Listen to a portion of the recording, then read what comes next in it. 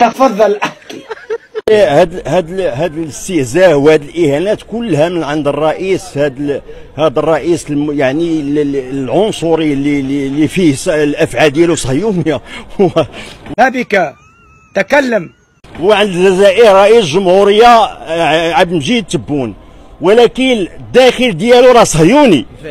ثانيا A few moments later. واحد رساله من الشعب المغربي، انا كنوب عليه في هذه الرساله دي. انا كنطالب الا كان كيسمعني رئيس نيت عبد المجيد تبون، حنا راه الحمد لله خاوه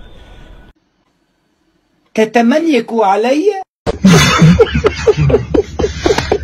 وكنطالبوه، انا كنطلبو كنستدعي المغرب يجي المغرب، وانا واحد منه غنستقبلو فهمتي في المطار، نستقبلوه بالحليب والتمر. هذه ما وقع والو، حنا الحمد لله فهمتي. قال لك الرسول لا يؤمن احد حتى يحب لاخيه ما يحب الناس. وشو السلام عليكم والذي نفسي بيدك يعاود كيحلف والله ما تدخلوا الجنه حتى تعاملوا. الصلح خير واحذرت الانفس الشح. تماما صدق. قلبك عامر بالايمان.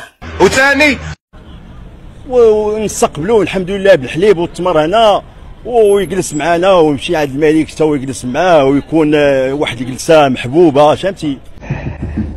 والله العظيم يدوخني هذا الانسان هذا.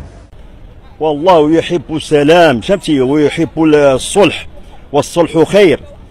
والحمد لله ويمشي يفتح الحدود، هو نيس مع المسؤولين ومع الملك كاع يمشي معاه الوجده ويفتحوا الحدود الحمد لله. والله ما سمعتك. يمشي يفتح الحدود ان شاء الله بربي. هذا هو اللي المهم واحد يولي يطيح نورمال زعما.